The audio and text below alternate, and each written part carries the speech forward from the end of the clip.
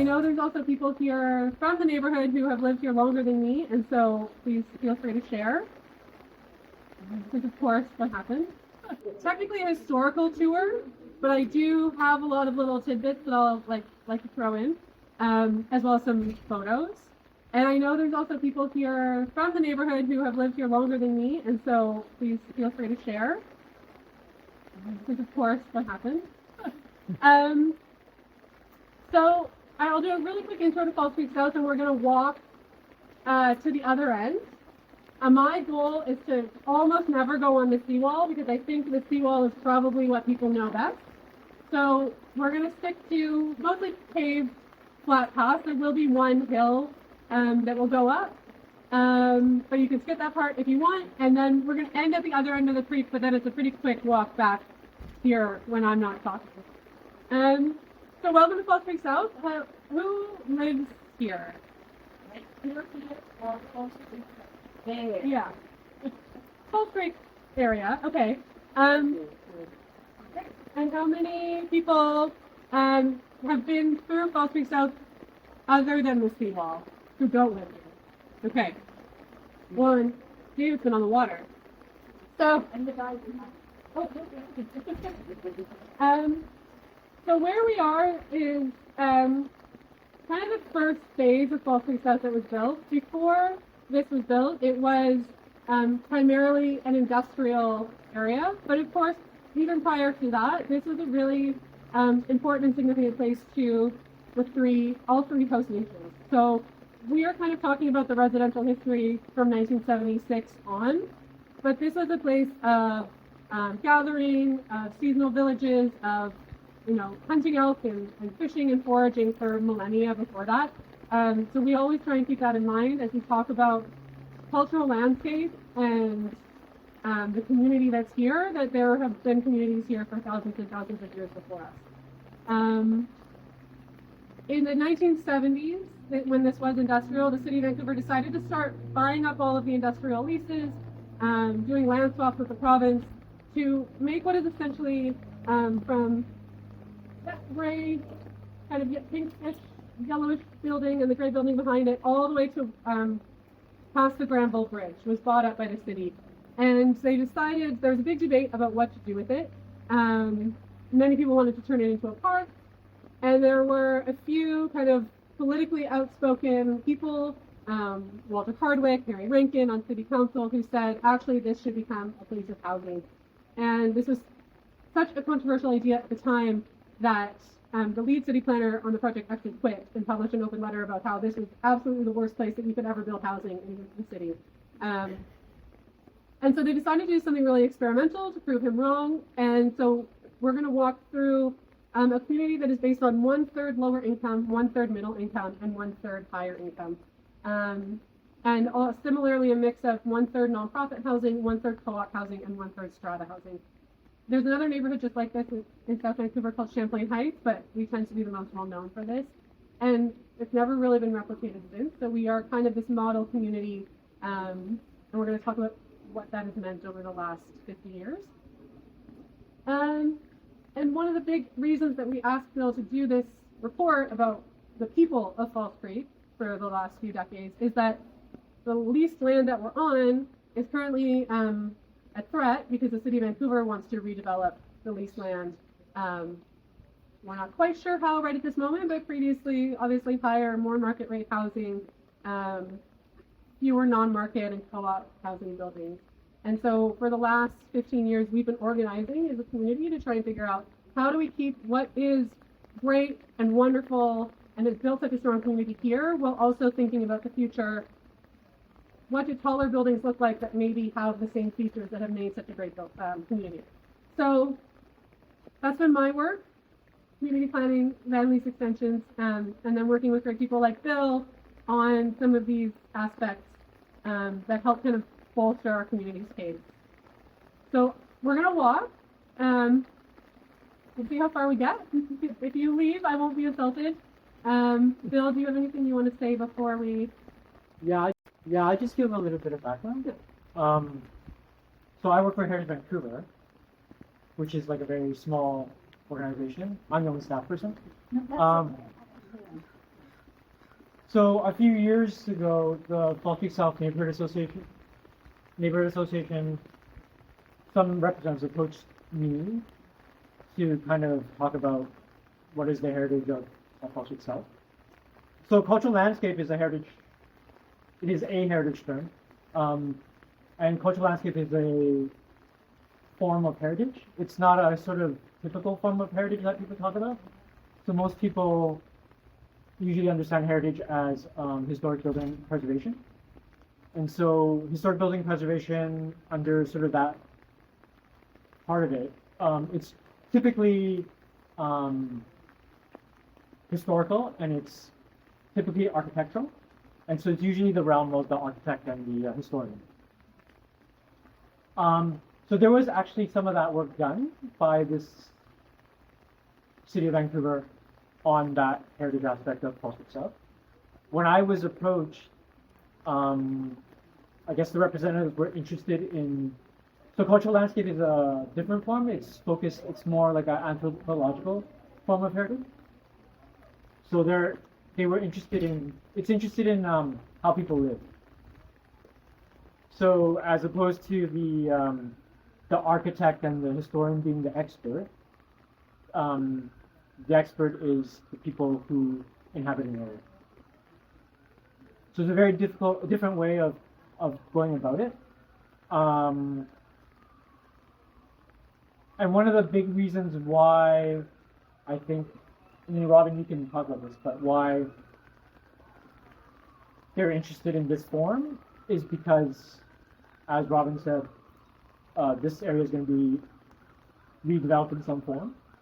And so they are interested in what characterizes this place to inform how that changes. So cultural landscapes is really about people's relationships to a place and how people live and what meaning it has to them. So I will talk about some things that came out of the report. So when I did the report, it's really based on interviews, and so in 2021 there was a public meeting at City Hall where the real estate department presented a redevelopment plan for Falls Creek South. And so it's a public meeting, so a lot of people went out and spoke. And so a big part of the research sifted through what people said. So people who went to the hearing, was it 3 days? Yeah, 3 days. Yeah. Right? And so a lot of research sifted through that to kind of pull out themes around what people said as a way to kind of maybe organize thinking around how people have a life here. And then there was interviews and other academic research that other people have done. But that's sort of like the makeup of it. They're in space rather than designing a free grid for a car and then fitting people into that afterwards. And so, for example, these are from the original official design, ODP, official development plan, so I can send this out too.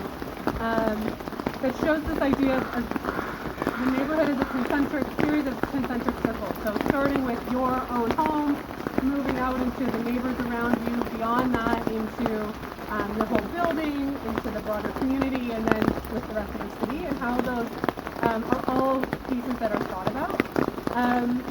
And so we call them in Falls Creek South enclaves. So we're going to go through a few enclaves. It's not a very nice word now to use a lot of the time, but it's a very Falls Creek South word, and really basically each building, we're in between two enclaves right now. The other piece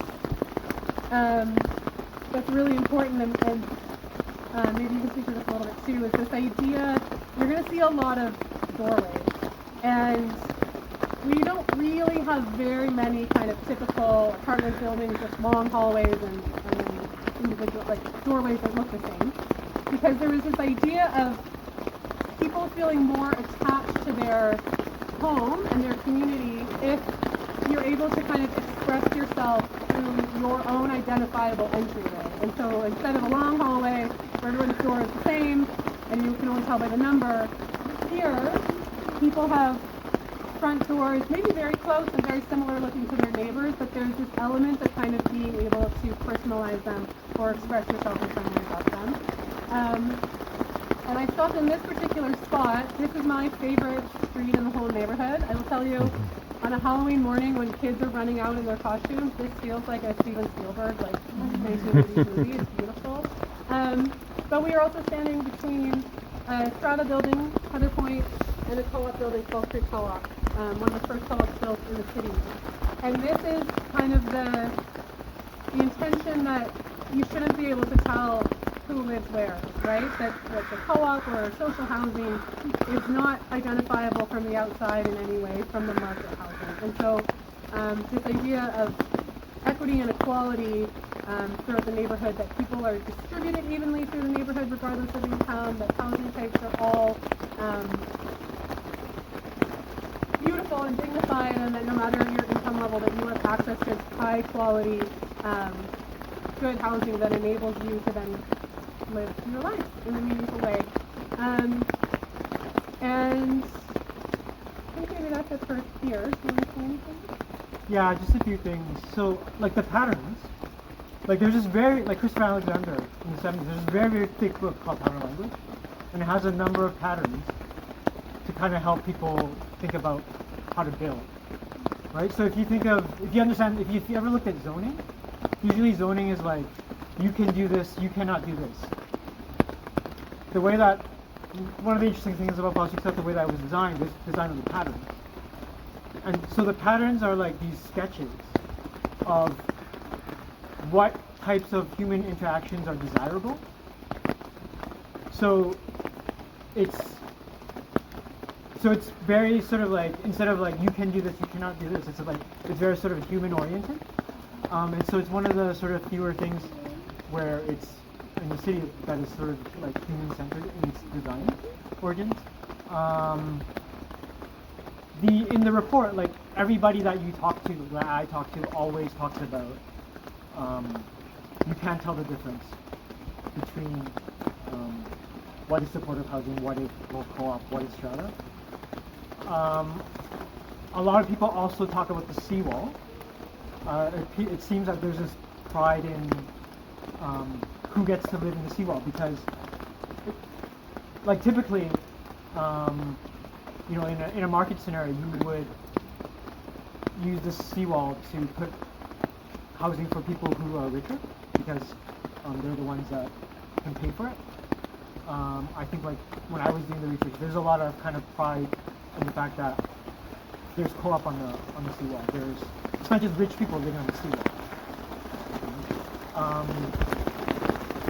Yeah, I'll talk about the next one. Yeah, and just to add to that before we move on, that kind of lower pinkish building that I pointed out when you're in Neighbourhood Square, for example, that's the independent seniors living, but I think some supported elements. And so they have one of the most beautiful views in the entire neighborhood, right? That the amenity of a view is not only for the privileged. And it's definitely a piece that we encounter through critics of Fall Creek South, that, well, move all of the social housing and the non-market housing out of the neighborhood to get as much money as possible out of this piece of land, and then, you know, poor people can go live somewhere else. And like, that's just so antithetical to from the very beginning, the ideas of this neighborhood. In 2021, the real estate plan that Bill spoke about that would have tripled the number of market strata units and really diminished the proportion of non-market housing.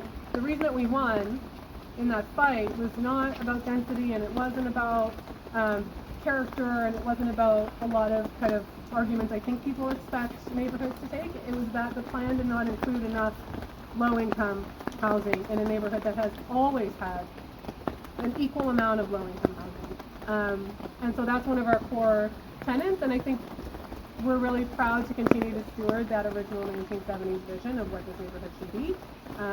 So regardless of built form and how tall buildings are, right, everyone should be able to live in a neighborhood that is nice. Yeah. I guess I'll talk about housing when we can see the other side of the street. Okay. One of the next ones. So we're going to walk through Charleston Park.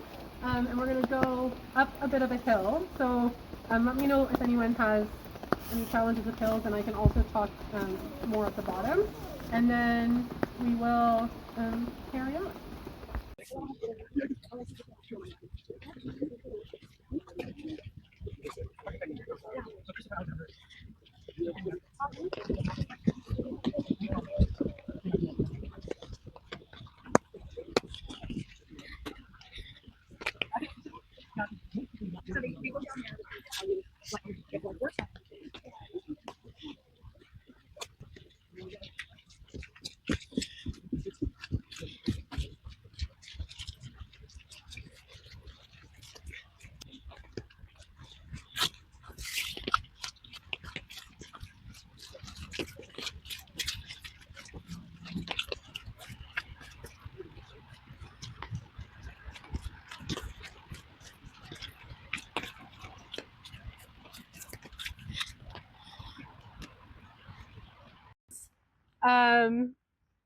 Probably my favorite area of False Creek South.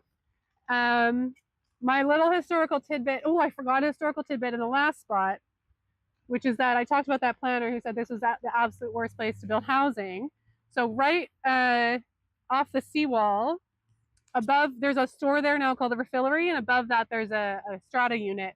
And the mayor of Vancouver at the time, Art Phillips, bought that unit with his wife, Carol Taylor, to prove that this was a place where people were going to want to live. And so there's pictures of him in the newspaper, like standing outside his building and saying, like, everyone is going to want to live here. But people thought he was a little crazy.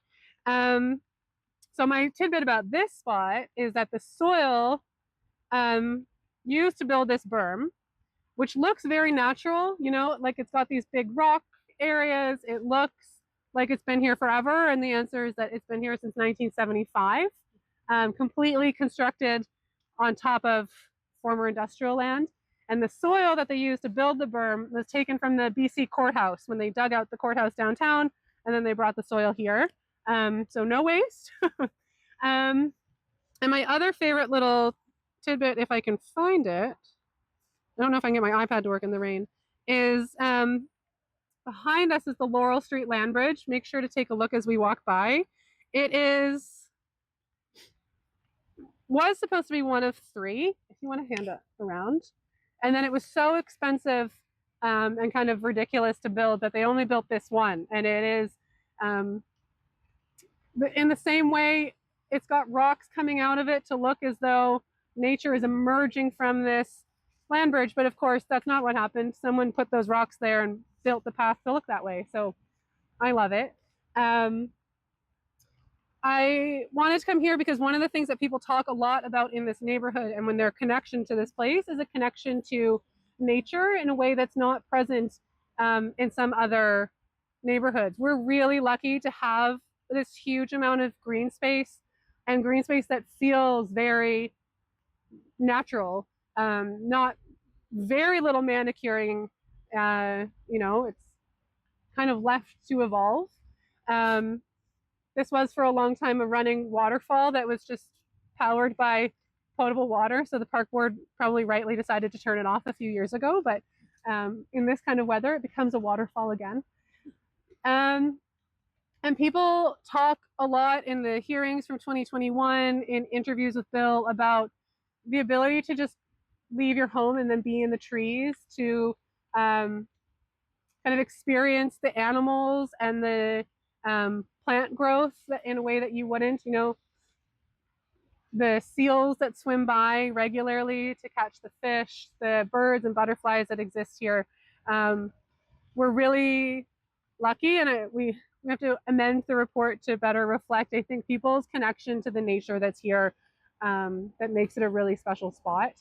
The berm is controversial in the future because people keep saying, well, you can chip away at it and put more buildings. But at the same time, of course, there are people who don't want any changes made to the berm. And so that's kind of one of the points we'll come up with. It was built to protect from the sound of at the time, working industrial railway that would go by every day. But now that that's not there, it's kind of really a barrier between False Creek South and Fairview. And so how do we build more connections to the neighborhoods around us, allow better flow into Charleston Park, and kind of open up the neighborhood that way. And my secret about the berm is that if you kind of walk up on that little hill there, you can get all the way to the bus loop and the SkyTrain station without ever going on the road or a path or the seawall. And that's kind of our, like, when the seawall is really busy and you're annoyed at how slow people are walking, you just like cut up the berm and just can walk all the way this way through the trees. It's really amazing. So I recommend it. Do you want to hear off? Just something about.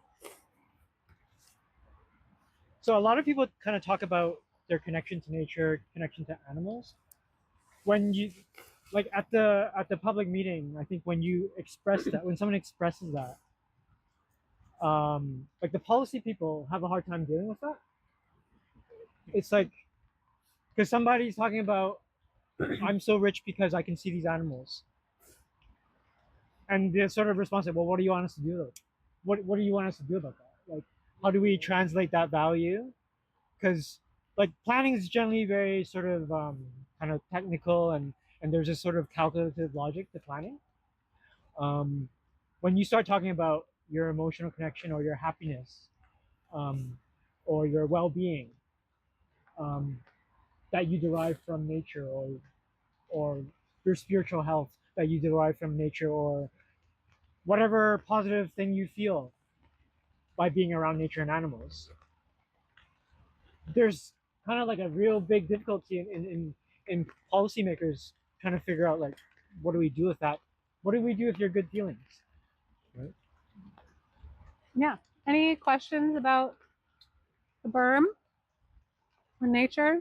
A long time ago, someone asked me to email Ray Spaxman, who was the planner at the time, the lead planner at the City of Vancouver, to ask like about the park and how it was designed, and is there anything that we could kind of latch onto that would make it really special and worth protecting?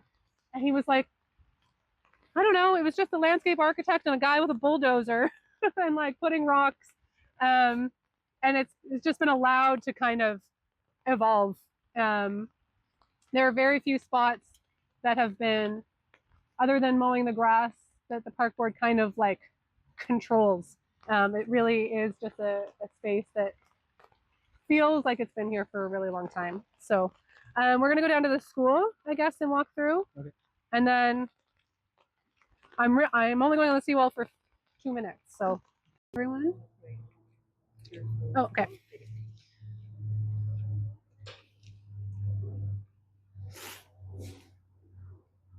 Design things when we get further west. That's okay. But I did want to show. Let's see. My fingers are too cold to. So, you want to hand it around, Bill?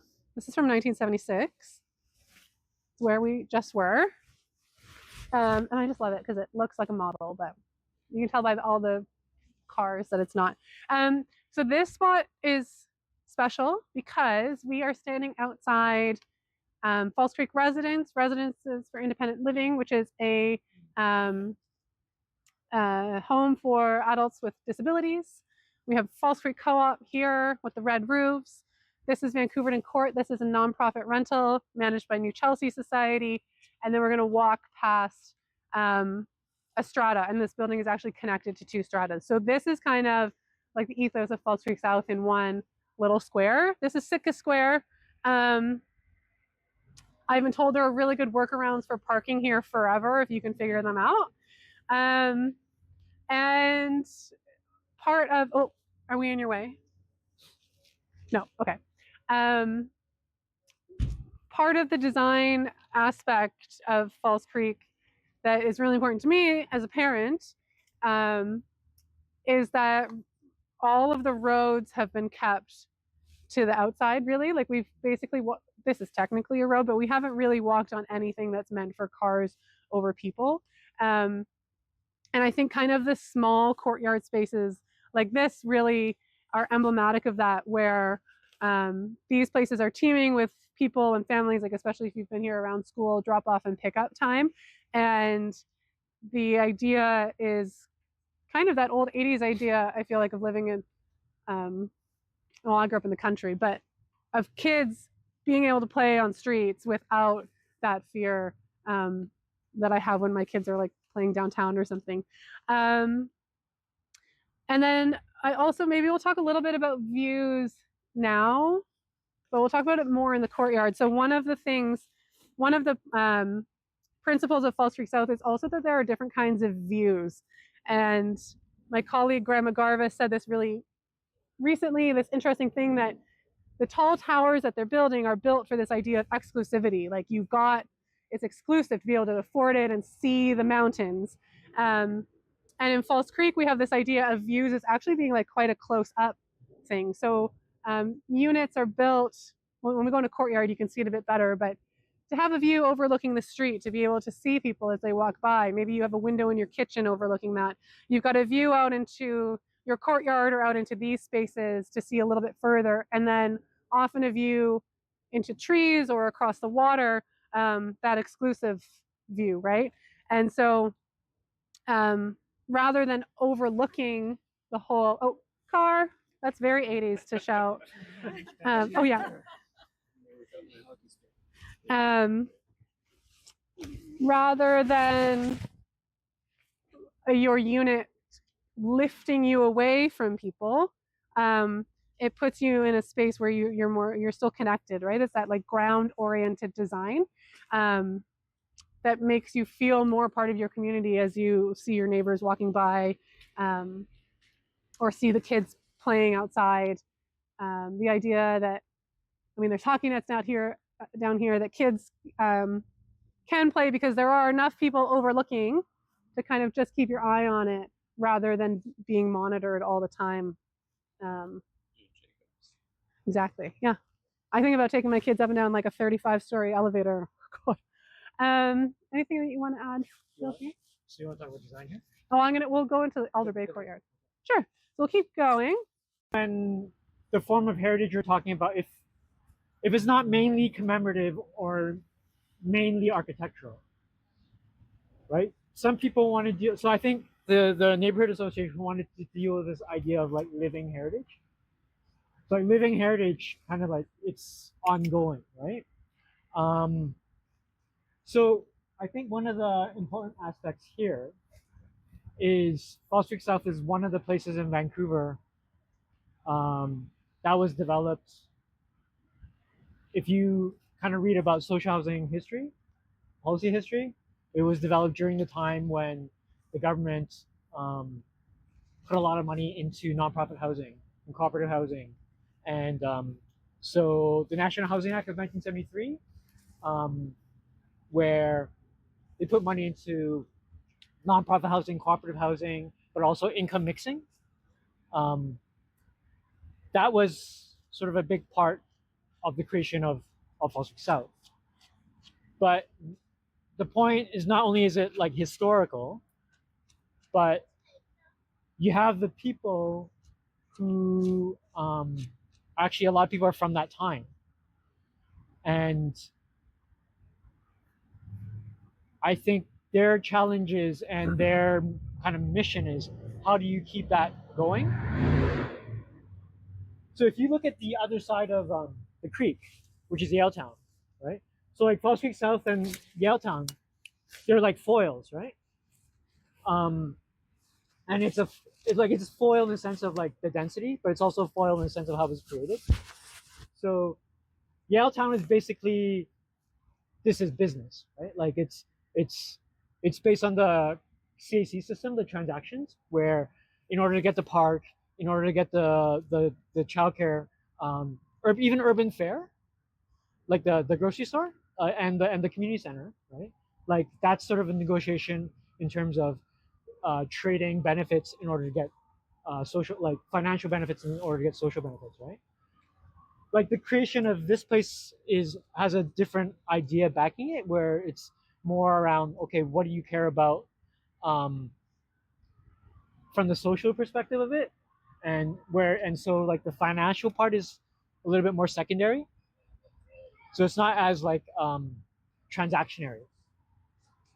And I think one of the reasons why that's kind of important today. Like one of the big response when people say living heritage, they kind of say it like they're proud that this is living heritage, but there's a big responsibility, right?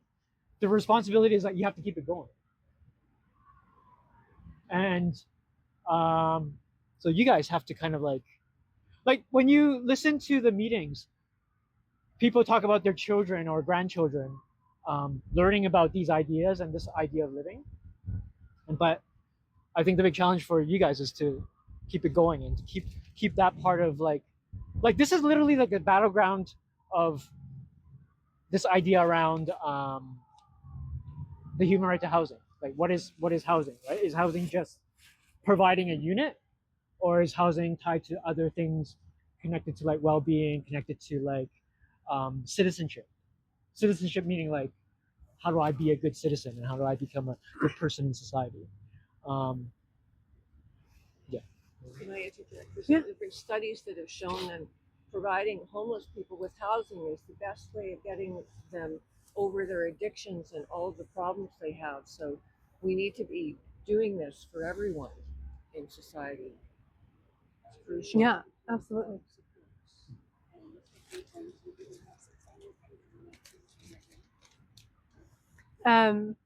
One of the things that we always think about, so maybe I'll talk a bit about the neighborhood association and address that a little bit too. So as I said, I'm the project manager for the False Creek South Neighborhood Association. Neighborhood association, residents association can sometimes have a negative connotation depending on what part of city politics you follow. Our neighborhood association, we know, is the only one like it in Vancouver, probably Canada, probably the world. When the city was building this neighborhood, they were really worried, right, that it was going to turn out well. We had articles in the paper saying it was going to be a slum. We had people quitting their jobs at City Hall. And so one of the things that they did was create the False Creek South Neighborhood Association. So we are an elected group of delegates representing all of the stratas, or most of their jobs at City Hall. And so one of the things that they did was create the False Creek South Neighborhood Association. So we are an elected group of delegates representing all of the stratas, or most of the stratas, and all of the co-ops in the neighborhood, and also trying to bring in the nonprofits as well. And so for 50 years next year, the Neighborhood Association has been meeting monthly, where people aren't there to represent their own personal interests or even necessarily their own personal issues, but they're sent by their strata council or their co-op membership to talk about the community as a whole. And so it just creates this opportunity for people to come together and talk about issues that are at a higher level. We still talk about little tiny neighborhood things, as everyone does, but there's nothing else like it, where people from all different housing forms, income levels, what have you, come together and talk all the time about their neighborhood. Collectively, the Neighborhood Association has done things like sponsor a Syrian refugee family, where the money that we needed to raise was raised in 24 hours. When the temporary modular housing was being installed around Vancouver, and there was big pushback in some neighborhoods, False Creek South worked with the city to bring it here, as saying that this is the kind of neighborhood where that type of housing, people who live there can flourish and be part of the community. And it's always our intention when we talk about the future, how does something that's temporary become permanent? So we always try and make sure that we're not just talking about the people who live here now, but who is going to be able to live here in the future. So when it comes to housing, that means affordable housing. It means good quality housing. It means I live in a co-op, whether I'm on a pension or disability, or I have, 2 working adults.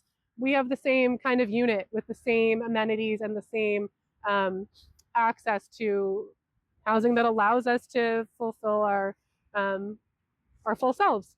I'll just read this little part from the about housing, right? So I mentioned the National Housing Act 1973. So around Basford, there's a park in Granville Island, named after Ron Basford, right? Because he was kind of important in creating Granville Island. But like Ron Basford was an important person that got made National Housing Act of 1973 possible, right? And so like when he was interviewed, he said when we talk about the subject of housing, we are talking about an elemental human need, the need for shelter, for physical and emotional support. Good housing at a reasonable cost is a social right of every citizen of this country that must be our objective, our obligation, our goal. So that was like one of the ideas that created this place. That is an idea that I think a lot of people kind of agree with. And I think a lot of people kind of try to fight. Like if you go to the public meetings and listen to public meetings, that's sort of what they try to fight for. And so you're going to have to create like new generations of people. When you talk about the land trust. Sure. Well, 2 points. So one, creating new generations of people. Here's Vincent and his next generation of person. There's a quote from a co-op member in 2021 speaking at the city council meetings that she lives in a co-op, and so co-ops have a lot of volunteer committees and things, but then the neighborhood association is run by volunteers. And she said, think about a future where children are seeing their parents leave for evening meetings to go and talk about how to care for their community and what that does through now 50 years, and that makes me cry every time, because it is really true that our kids are growing up and watching us care for our community, and then hopefully we'll keep doing that. What did you want me to talk about? The land trust. Oh, the land trust. The other thing that we've tried to do, one of common criticisms thrown around in Vancouver is anyone who doesn't want new, big, tall, shiny buildings in their neighborhood is that we're NIMBY. And our point being the kind of housing that you build matters greatly. So we have started a community land trust model. Ours is called the Falls Creek South Community Housing Trust, which is a nonprofit, hopefully developer of affordable housing. And we are currently, we have memberships. We're recruiting new board members and trying to work with the city of Vancouver on the future of Falls Creek South is not going to be necessarily at the hands of market developers, although a market developer did build what's here. How can we as a community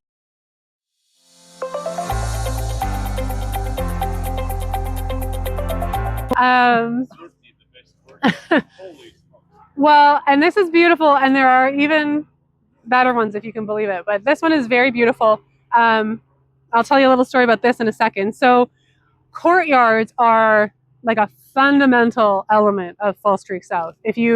Those enclaves that I talked about, the idea in the original planning documents is that they all be kind of donut shaped. So ours is a little more rectangular than a donut.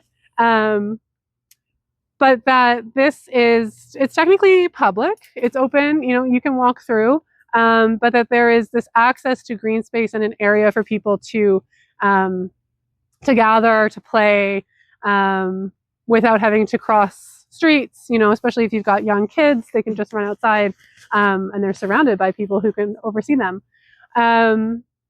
So there are beautiful courtyards across Falls Creek South. I encourage you to poke around sometimes, because they are, I think, an essential part of kind of the DNA of what we are looking to protect in the future is how do you build a building, that's taller or what have you, but still allows for spaces like this.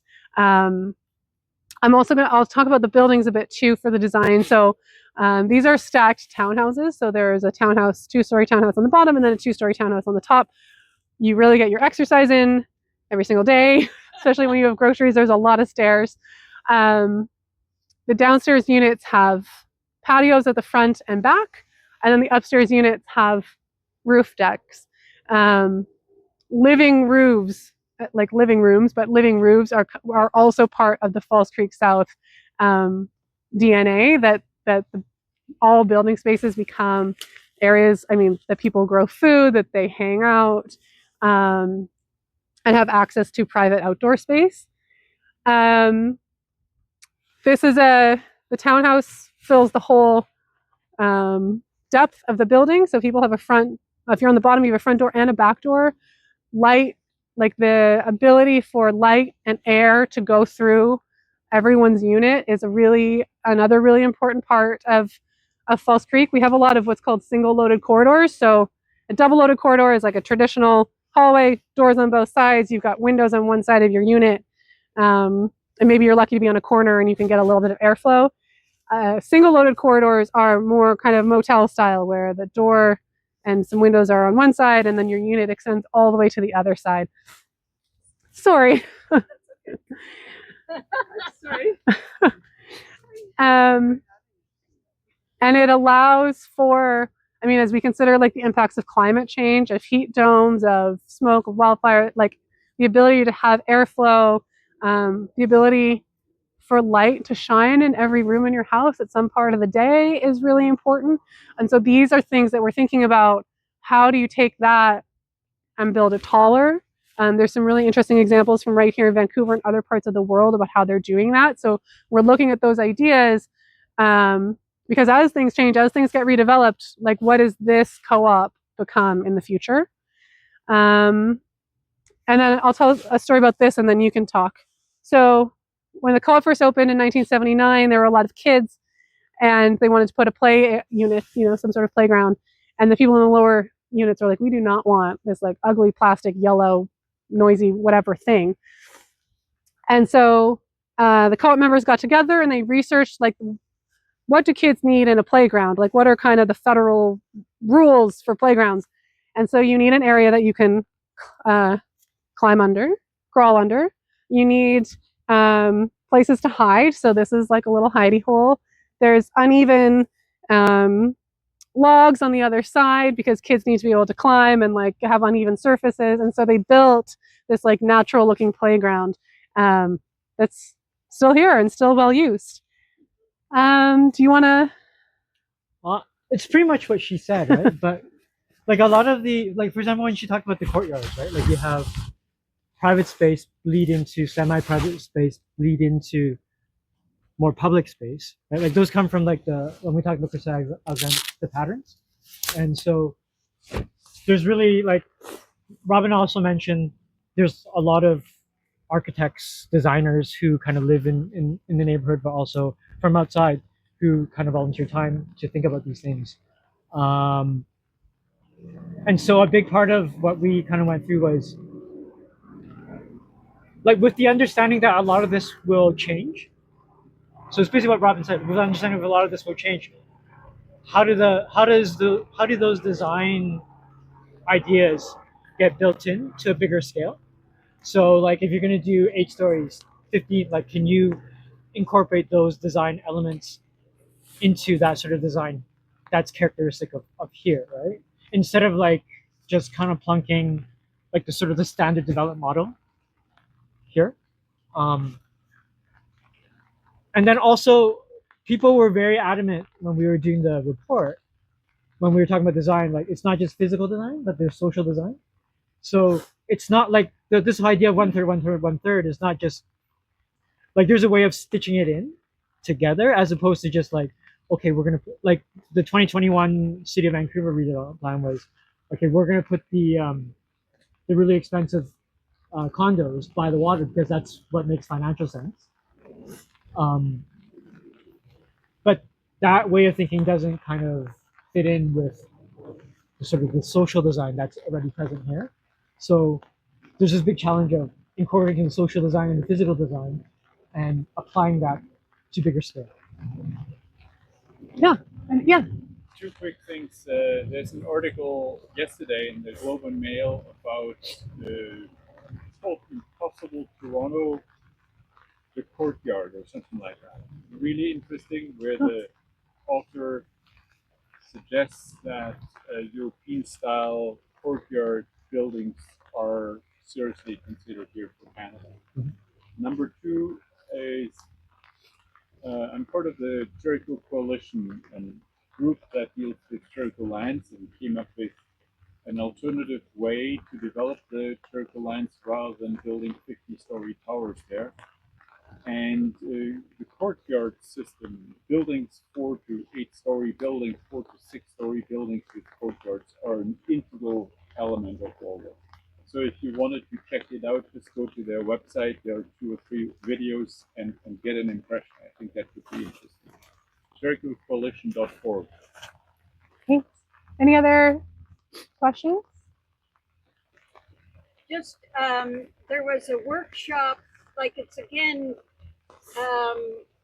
Replan, which is the neighborhood association's arm that is about the planning for the neighborhood as a whole, has been doing workshops to kind of grow the grassroots participation in terms of the whole neighborhood. So a few years ago, I went to a workshop where we were starting to be talking about how to, just as you say, densify without losing the DNA. And it was a very imaginative way that it was being presented, with slides of where else in the world they were handling this sort of thing, and post-it notes, of course, crucial to Always. any planning project, and sketching. But it got me started thinking in a way that continues now. And I think that's one of the strengths, again, of the Falls Creek Neighborhood Association in microcosm, is they'd organized this workshop for everybody who wanted to come. And we've got this very active online newsletter called Between the Bridges that you can probably just get the link to and subscribe to, that just told everybody, okay, this is happening over in the community center, and a bunch of us showed up.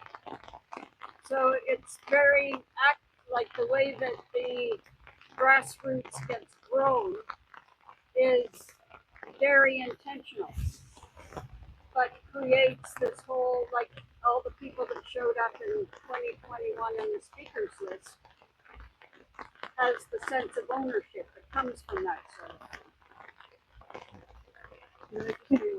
Civic politics is crucial to how we live our lives.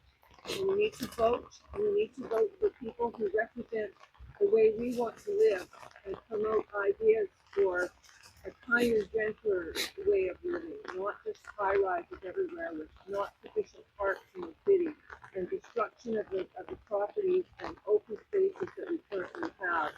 So we're about a year away from the next civic election. Please think very carefully and support team, because they are the party that is most concerned about housing and how we move forward in the city. Many other people claim to be, but in fact their endorsers want 20-story towers now. So they're not in fact looking after the lifeblood of the well-being of Vancouver.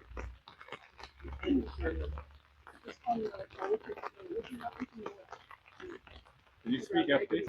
I've been to the archives. Him and like 2 other people that were just kind of like managing the builder, Frank Stanzel, the architect, Thompson Brothers and Pratt, and just like pushing this through. So everything that we've walked through was built within 8 years, and has resulted in the community that we saw today. And he was always really firm on the direction that council had set at the beginning and working to ensure that that remained the case through the whole development. So not like when you see on the north side of Falls Creek where the social housing has been removed from 6 buildings down to 3, or at Little Mountain where Holborn's getting away with not building the social housing until they build all the market.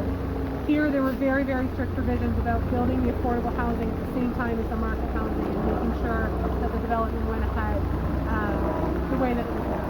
So not a lot of bureaucrats get a lot of credit, but I give Doug Sutcliffe a lot of credit for, he's not the person that people think of when they think of Falls Creek South in terms of being a visionary, but I give him a lot of credit for what was here.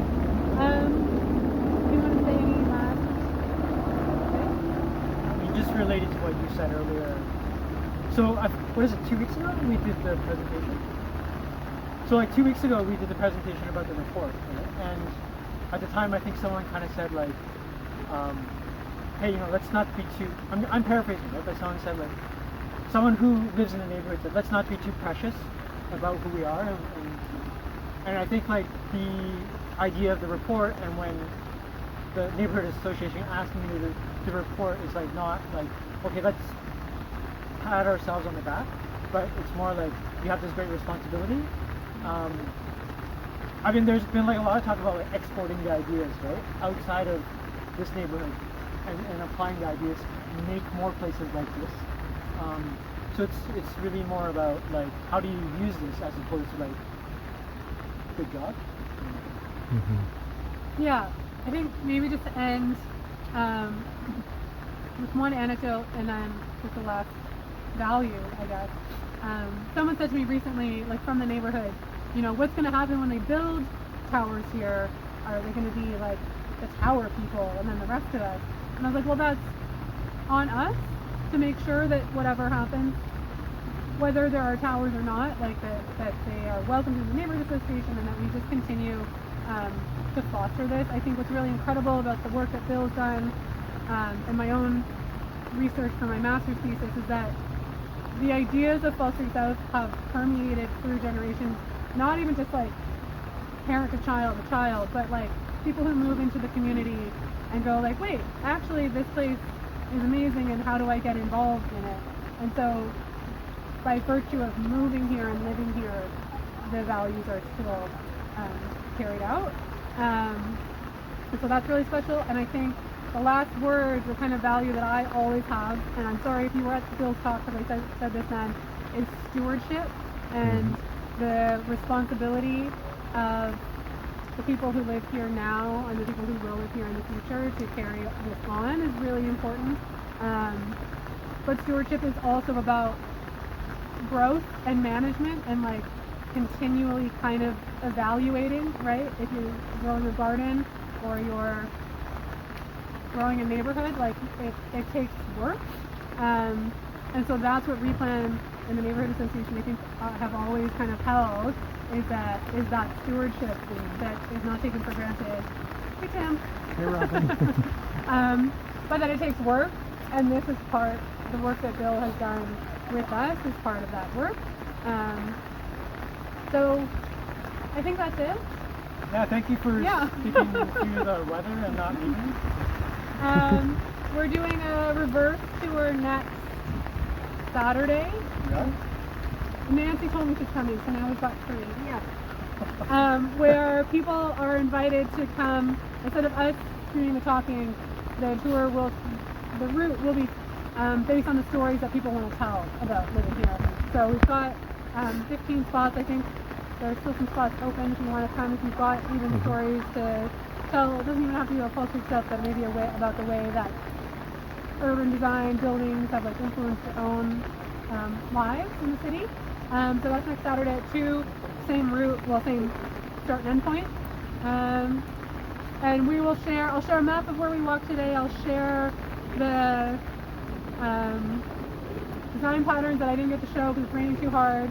And I'll share about the Community Housing Trust. And if there's anything else that you have questions about, feel free to reach out to Bill and he'll forward them to me. And yeah, we can keep chatting. So we're gonna walk back. Are we gonna walk back? Yeah. Like some of you grabbed umbrellas from the convivial, right? And so please return them. But I think that's also like the convivial, the cafe was also a big part of the report because people talked about how important the space is and like I just said an example is like them offering you the umbrellas is sort of one of the examples. But they do, like the owner does a lot of sort of very community, she doesn't live in the neighborhood, but she does a lot of very community oriented work. I think like if you read the report, like she's not so much interested in it being a business as more of a social place. And they do a lot of stuff like offer, like you can pay for meals for other people. And like that's a sort of kind of like a feature. Robin, are you going to circulate the transcript of the first talk that we had in this, where we talked about the report? I'm not sure. I actually don't know where. I'll ask Sarah. Or maybe, it came from the Heritage. It came from you, I think. Or the Heritage people. The transcript of the talk you gave. I think Peter did it on Zoom. I'll check with Sarah. Yeah. Okay. I have no knowledge of that.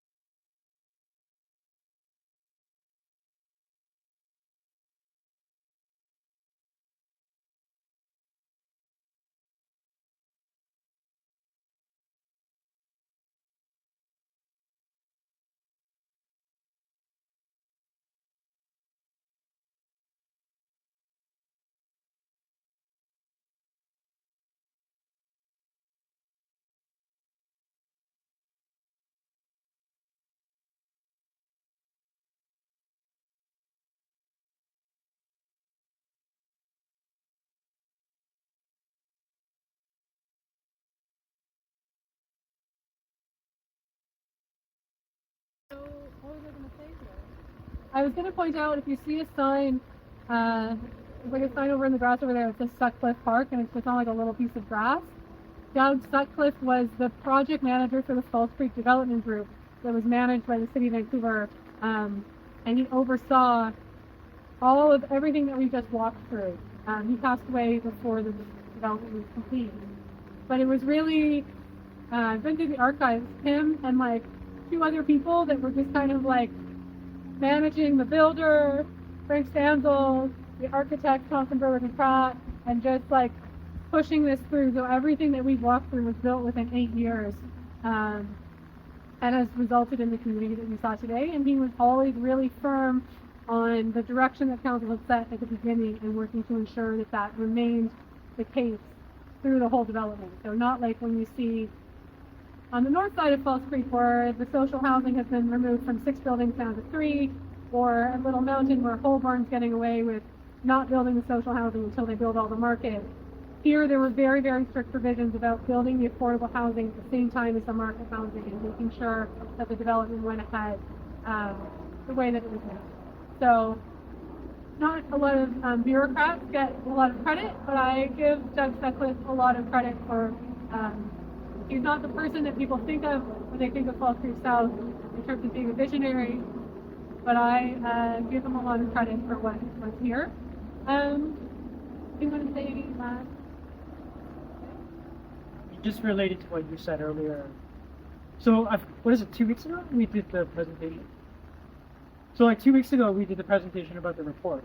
And at the time I think someone kind of said like, hey, you know, let's not be too, I'm paraphrasing, but someone said like, someone who lives in the neighborhood said, let's not be too precious about who we are. And I think like the idea of the report, and when the neighborhood association asked me to do the report, is like not like, okay, let's pat ourselves on the back, but it's more like you have this great responsibility. I mean, there's been like a lot of talk about like exporting the ideas, right, outside of this neighborhood, and applying the ideas, make more places like this. So it's really more about like, how do you use this as opposed to like, good job. Mm-hmm. Yeah, I think maybe just to end with one anecdote and then with the last value, I guess. Someone said to me recently, like from the neighborhood, you know, what's going to happen when they build towers here? Are they going to be like the tower people and then the rest of us?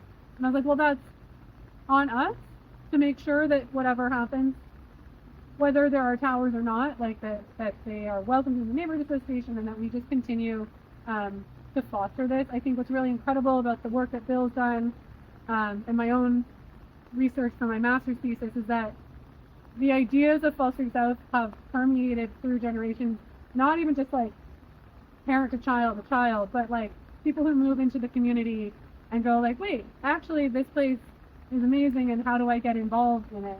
And so by virtue of moving here and living here, the values are still carried out. And so that's really special. And I think the last word, the kind of value that I always have, and I'm sorry if you were at Bill's talk because I said this then, is stewardship, and the responsibility of the people who live here now and the people who will live here in the future to carry this on is really important. But stewardship is also about growth and management, and like continually kind of evaluating, right? If you're growing a garden or you're growing a neighborhood, like it takes work. And so that's what Replan and the Neighborhood Association, I think, have always kind of held, is that stewardship that is not taken for granted. Hey, Tim. Hey, Robin. But that it takes work, and this is the work that Bill has done with us is part of that work. So I think that's it. Yeah, thank you for Yeah. speaking through the weather and not meeting. We're doing a reverse tour next Saturday. Yeah. Nancy told me she's coming, so now we've got 3. Yeah. Where people are invited to come, instead of us doing the talking, the route will be based on the stories that people want to tell about living here. So we've got 15 spots. I think there's still some spots open if you want to come. If you've got even stories to tell, it doesn't even have to be about Fall Street South, but maybe about the way that urban design buildings have like influenced their own lives in the city. So that's next Saturday at 2, same route, well, same start and end point. And I'll share a map of where we walked today. I'll share the design patterns that I didn't get to show because it's raining too hard. And I'll share about the Community Housing Trust. And if there's anything else that you have questions about, feel free to reach out to Bill and he'll forward them to me. And yeah, it's exciting. So we're gonna walk back. Are we gonna walk back? Yeah. Like some of you grabbed umbrellas from the convivial, right? And so please return them. But I think that's also like the convivial, the cafe was also a big part of the report because people talked about how important the space is and like I just said an example is like them offering you the umbrellas is sort of one of the examples. But they do like the owner does a lot of sort of very community. She doesn't live in the neighborhood, but she does a lot of very community oriented work. I think like if you read the report, like she's not so much interested in it being a business as more of a social place.